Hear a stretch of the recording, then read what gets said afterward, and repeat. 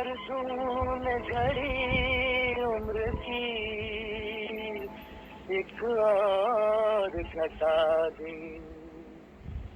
किसके लिए रुका है, किसके लिए रुकेगा, करना है जो भी कर ले, ये वक्त जा रहा है, ये वक्त जा रहा है।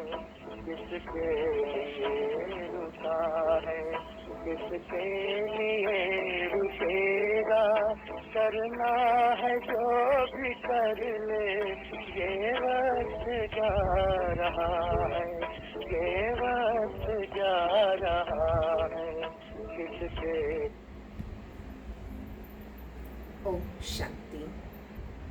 ओम शांति। बाबा ने आज कहा है खुश रहना है और खुशी बांटना है। ये सबसे बड़ा पुरुषार्थ है, सबसे बड़ा दान है। और अगर ब्राह्मण जीवन में कहें तो यही तीव्र पुरुषार्थ है। तो आज के मुरली के महावाक्यों में बाबा ने तीव्र पुरुषार्थ की बहुत सारी परिभाषाएं और कार्य दिया है। तीव्र पुरुषार्थ के लिए वरदान दिया है बाबा ने। और तीव्र पुरुषार्थ अर्थात कि किन्हीं भी छोटी छोटी बातों में बाबा ने इसको कहा रास्ते के पत्थरों में अटकना नहीं, हाई जंप देकर पार करना है। डबल लाइट स्थिति बनाना। और डबल लाइट स्थिति कैसे बनेगी? आत्मिक दृष्टि और निमित्त भाव। और जितना आत्मिक स्वरूप में टिकेंगे और निमित्त भाव रखेंगे, सबसे पहला तीव्र पुरुषार्थ का कदम है ये। दूसरी बात, विस्मृत नहीं होना, क्योंकि विस्मृतियां, जो चीजें, जो बातें, जो शक्तियां हम भूल जाते हैं तो हम उन बातों के पत्थरों को तोड़ने लगते हैं। जबकि बाबा ने हमें कहा है हाई जंप देकर पार हो जाओ। तो जब हम हाई जंप देकर पार हो जाएंगे तो बहुत इजी हो जाएगा, सहज हो जाएगा हमारे लिए। तो बाबा ने एक तीव्र पुरुषार्थ के लिए एक पॉइंट ये भी दिया है कि अपनी भविष्य की श्रेष्ठ मंजिल को निरंतर देखते रहना, सदा स्मृति में रहना, अपनी भविष्य की श्रेष्ठ मंजिल, ये भी तीव्र पुरुषार्थ है। और सबसे बड़ी बात, जिस दृष्टि से बाप दादा हमें देखते हैं और ये विश्व हमें देखती है, उस दृष्टि से स्वयं को देखना ही तीव्र पुरुषार्थ है। तो क्या क्या बाप दादा एक्सपेक्ट करते हैं हमसे और ये दुनिया क्या चाहती है, अब कॉल ऑफ टाइम क्या है, तो उस अनुसार हम देखते जाएं तो पुरुषार्थ बहुत तीव्र हो जाएगा। आज बाबा ने सतयुग के पासपोर्ट लेने की बात की है। आज पुरुषार्थ, पासपोर्ट, पावन बनना, पॉकेट में चित्र रख लो और बार बार उसे देखते रहो, तो इस प्रकार की बहुत सारी बातें। सबसे बड़ी धारणा आज बाबा ने बताई, पवित्रता की धारणा, बेहद की पवित्रता। और बेहद की पवित्रता होती है कि एक बाप के सिवाय और कोई याद ना आए। जब हमें सिर्फ एक बाबा, दूसरा ना कोई स्थिति पक्की है, तो ये बेहद का पुरुषार्थ भी हो जाएगा। तो बेहद की पवित्रता धारण करना माना बेहद की सतो प्रधान स्थिति बनाना। तो आज बाबा के महावाक्य सुनते हैं। मीठे बच्चे, अभी तुम्हें बेहद की पवित्रता को धारण करना है। बेहद की पवित्रता अर्थात एक बाप के सिवाय और कोई याद ना आए। प्रश्न, बाप से वर्षा लेने के पहले का पुरुषार्थ और उसके बाद की स्थिति में क्या अंतर है? बाबा से जब तक वर्षा नहीं लिया, वर्षा मिला नहीं, तब तक हम क्या करते हैं, और जब वर्षा मिल जाता है तब क्या स्थिति होती है? जब तुम बाप से वर्षा लेते हो तो देह के सब संबंधों को छोड़ एक बाप को याद करने का पुरुषार्थ करते हो। सिर्फ एक भगवान से सच्चा नाता जुड़ जाता है। पर जब वर्षा मिल जाता है, सतयुग में पहुंच जाते हैं, तो वहां उस प्यारे पिता को हम भूल जाते हैं। अभी वर्षा लेना है, इसलिए कोई से भी नया संबंध नहीं जोड़ना। जितने ऑलरेडी संबंध हैं हमें अभी वो निभाने हैं, वो पूरे करने हैं, उनको ही संतुष्ट करने बहुत है। नए नए संबंध और जोड़ेंगे और फिर उसके बाद स्वयं की स्थिति असंतुष्ट हो जाए फिर। तो बाबा ने कहा अभी वर्षा लेना है, इसलिए कोई से भी नया संबंध नहीं जोड़ना, नहीं तो भूलने में मुसीबत होगी। सब कुछ भूल एक को याद करो तो वर्षा मिल जाएगा। आज का गीत करना है जो भी कर ले, ये वक्त जा रहा है। ओम शांति। मीठे मीठे रूहानी बच्चों प्रति बाप समझाते हैं, ज्ञानी और अज्ञानी किस किस को कहा जाता है ये सिर्फ तुम ब्राह्मण ही जानते हो। ज्ञान है पढ़ाई जिससे तुम जान गए हो कि हम आत्मा हैं, वो परमपिता परमात्मा है। तुम जब वहां से मधुबन आते हो तो पहले जरूर अपने को आत्मा समझते हो। हम जाते हैं अपने बाप के पास। बाबा शिव बाबा को कहते हैं। शिव बाबा है प्रजापिता ब्रह्मा के तन में, वो भी बाबा हो गया। नॉर्मली हम सिर्फ बाबा शब्द कह रहे हैं शिव बाबा को, पर वो बाबा प्रजापिता ब्रह्मा के तन में आते हैं तो ब्रह्मा बाबा को भी हम उतना ही रिस्पेक्ट देते हैं। तुम घर से निकलते हो तो समझते हो हम बाप दादा के पास जाते हैं। तुम चिट्ठी में लिखते हो बाप दादा, शिव बाबा, ब्रह्मा दादा। हम बाबा के पास जाते हैं। बाबा कल्प कल्प हमसे मिलते हैं। बाबा हमको बेहद का वर्षा देते हैं, बेहद पवित्र बनाए। पवित्रता में हद और बेहद है। तुम पुरुषार्थ करते हो बेहद पवित्र सतोप्रधान बनने के लिए। नंबरवार तो होते ही हैं। बेहद पवित्र अर्थात सिवाय एक बेहद के बाप के और कोई की याद ना आए। वो बाबा बहुत मीठा है, ऊंचे ते ऊंच भगवान है और बेहद का बाप है, सभी का पिता है। तो तुम बच्चों ने ही पहचाना बेहद का बाप सदैव भारत में ही आते हैं, आकर बेहद का सन्यास कराते हैं। और सन्यास भी मुख्य है ना, जिसको वैराग्य कहा जाता है। तो बाप सारी पुरानी छीछी दुनिया से वैराग्य दिलाते हैं। बच्चे, इनसे बुद्धि योग हटा दो। इसका नाम ही है नरक, दुख धाम। खुद भी कहते रहते हैं, कोई मरते हैं तो कहते हैं स्वर्गवासी हुआ, तो नरक में था ना। अभी तुम समझते हो ये जो कहते हैं वो भी रॉन्ग। बाप राइट बात बताते हैं। स्वर्गवासी बनने के लिए अभी ही पुरुषार्थ करना होता है।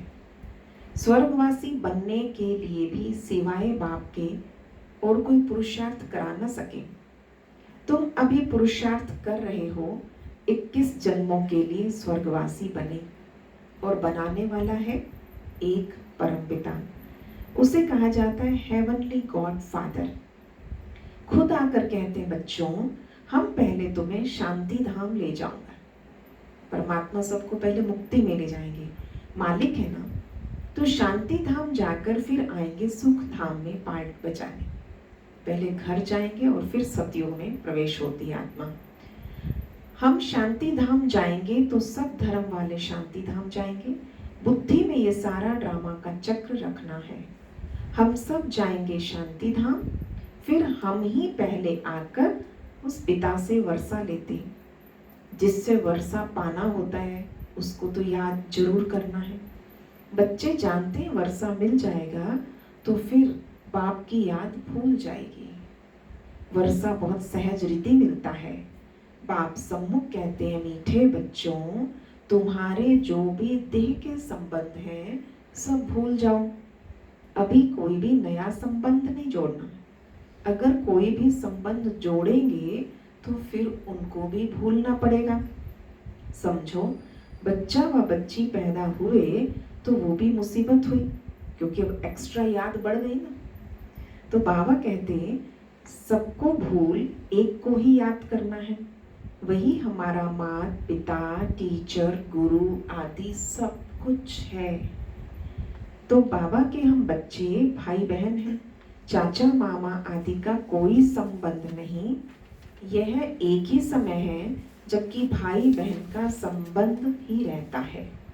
ब्रह्मा के बच्चे शिव बाबा के बच्चे भी हैं, तो पोत्रे पोत्रियां भी हैं।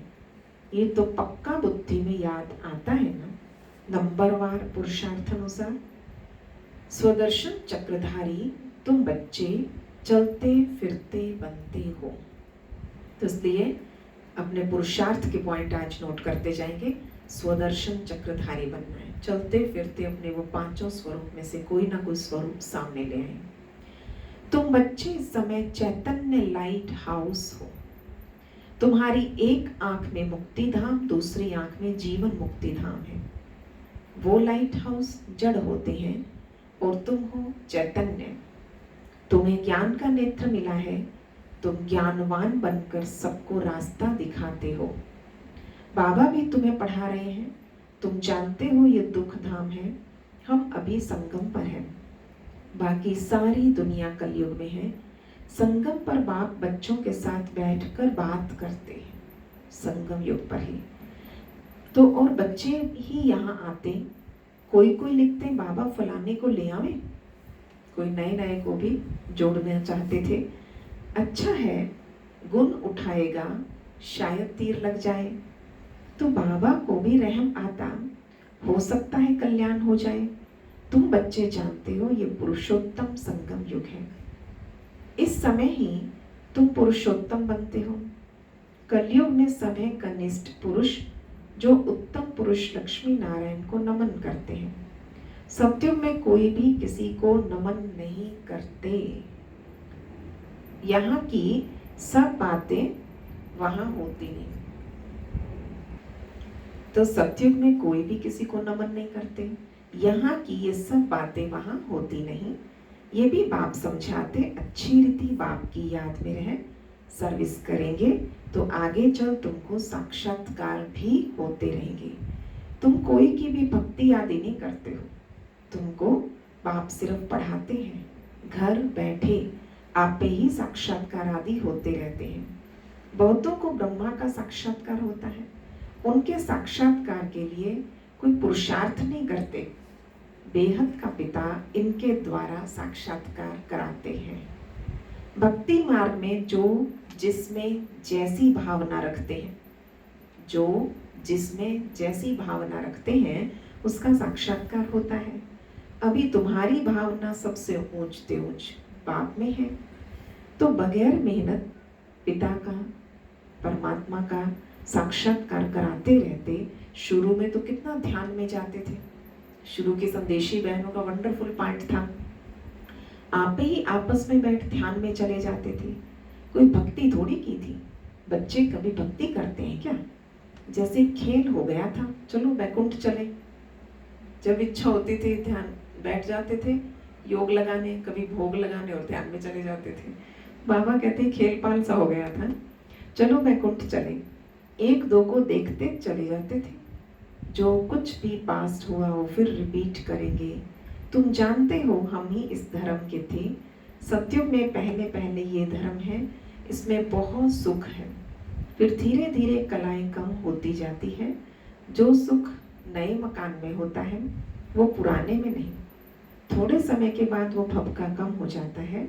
स्वर्ग और नर्क में तो बहुत फर्क है ना, कहाँ स्वर्ग कहाँ ये नर्क। तुम खुशी में रहते हो, ये भी जानते हो बाबा की याद भी पक्की ठहरेगी। हम आत्मा हैं यही भूल जाते हैं, तो फिर देह अभिमान में आ जाते हैं। यहाँ बैठे हो तो भी कोशिश करके अपने को आत्मा निश्चय करो, तो बाबा की याद भी रहेगी। देह में आने से फिर देह के सब संबंध याद आएंगे। ये एक लॉ है। तुम गाते भी हो मेरा तो एक दूसरा ना कोई। बाबा हम बलिहार जाएंगे, वो अभी समय है। सत्युग में जाके बलिहार नहीं होना, अभी समय है। एक को याद करना है, आंखों से भल किसी को भी देखो, घूमो फिरो, सिर्फ आत्मा को बाप को याद करना है। आत्मिक दृष्टि पक्की करो और बाबा की याद में रहो। शरीर निर्वाह अर्थ कर्म भी करना है, परंतु हाथों से काम करते दिल बाबा की याद में रहे। आत्मा को अपने माशूक को ही याद करना है। कोई की किसी सखी से प्रीत हो जाती, किसी से अटैचमेंट अधिक हो जाती, तो फिर उसकी याद ठहर जाती।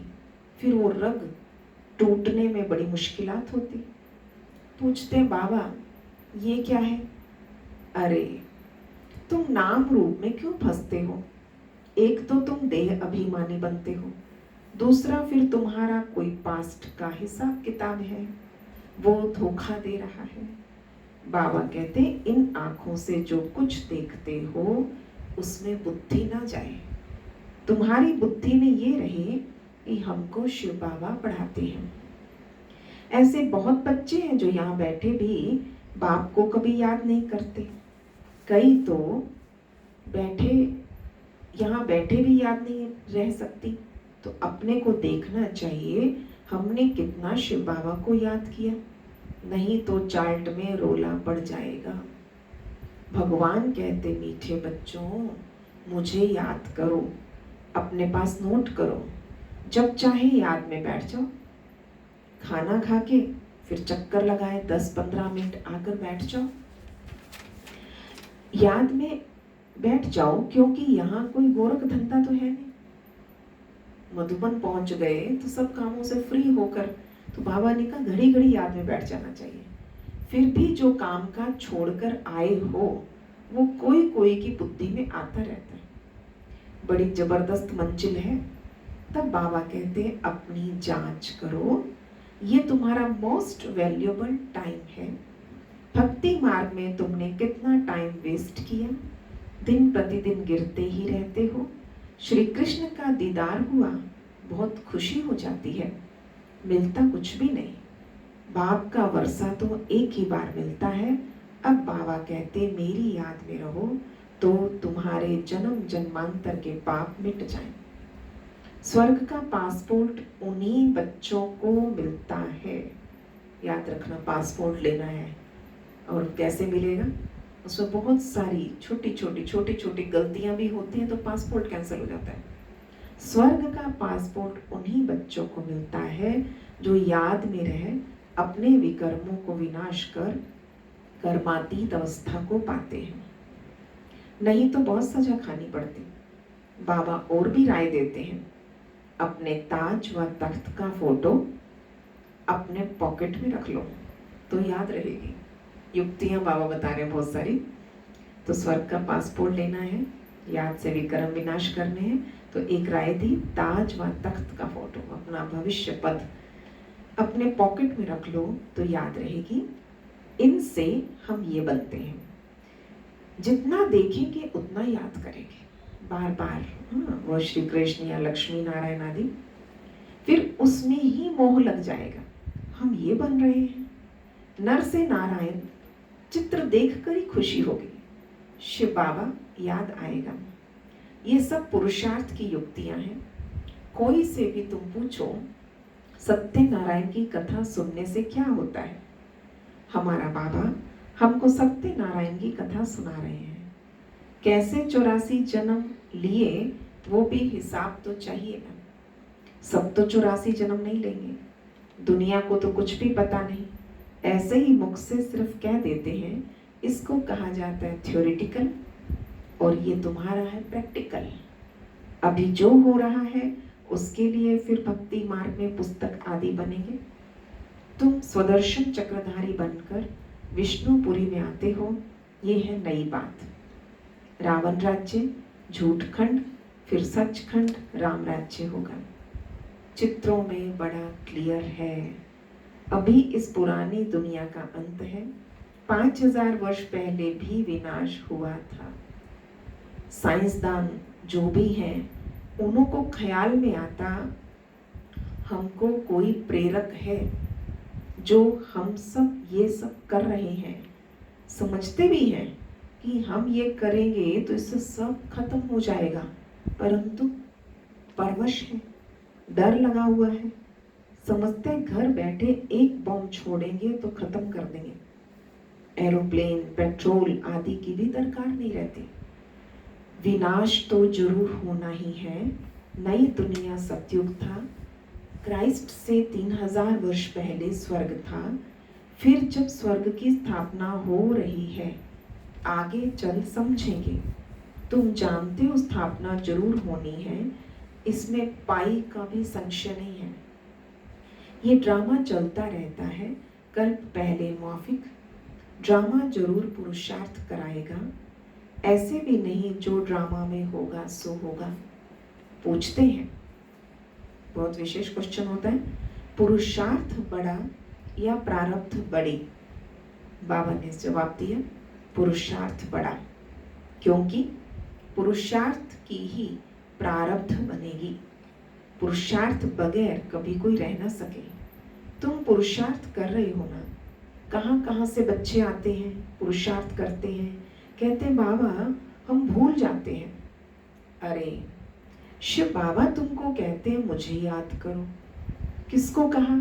मुझ आत्मा को कहा। प्रैक्टिकल लगे, बाबा मुझे पर्सनली मुझे कह रहा है। बाप आत्माओं से बात कर रहे हैं, शिव बाबा ही पतित पावन है, ये आत्मा भी उनसे सुनती है। ब्रह्मा बाबा, ये आत्मा भी उनसे सुनती है।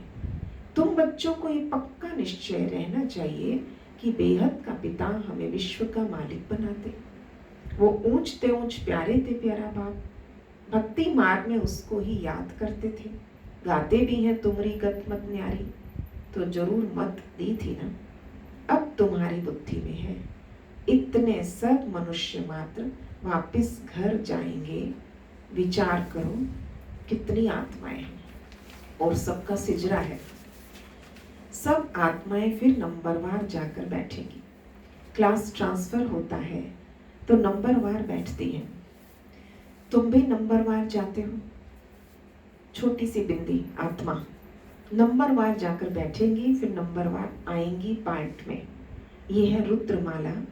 बाप कहते इतनी करोड़ों आत्माओं की माला है, ऊपर में मैं फूल हूँ। फिर पार्ट बचाने के लिए सब यहाँ ही आए। ये ड्रामा बना हुआ है, कहाँ भी जाता है बना बनाया ड्रामा। कैसे ये ड्रामा चलता है सो तुम जानते हो। सबको यही बताओ कि अपने को आत्मा समझ बाप को याद करो तो तुम्हारे विकर्म विनाश होंगे, फिर तुम चले जाएंगे। ये मेहनत है, सबको रास्ता बताना है, तुम्हारा फर्ज है। तुम कोई देहधारी में नहीं फंसाते हो। बाबा तो कहते मुझे याद करो तो पाप भस्म हो जाएंगे। बाबा डायरेक्शन देते हैं, सो तो करना पड़ेगा। पूछने की क्या बात है, कैसे भी करके याद जरूर करो। इसमें बाबा क्या कृपा करेंगे? याद तुमको करना है, ब्रह्मा द्वारा वर्षा तुमको लेना है। तो बाप स्वर्ग का रचयिता है तो जरूर स्वर्ग का वर्षा मिलेगा। अभी तुम जानते हो ये झाड़ पुराना हो गया है, इसलिए इस पुरानी दुनिया से वैराग्य है। इसको कहा जाता है बेहद का वैराग्य। वो हठ योगियों का हद का वैराग्य है। ये बेहद का वैराग्य सिखला न सके। बेहद के वैराग्य वाले फिर हद का कैसे सिखाएंगे? अब बाबा कहते हैं सिक्कीलते बच्चे, तुम भी कहते हो कितना सिक्कीलता बाबा। 63 जन्म बाप को याद किया, बस हमारा तो एक बाप दूसरा न कोई। ये स्थिति बाबा चाहते हैं। अच्छा मीठे मीठे सिक्कीलते बच्चों प्रति माता पिता बाप दादा का याद प्यार और गुड मॉर्निंग। रूहानी बाप की रूहानी बच्चों को नमस्ते।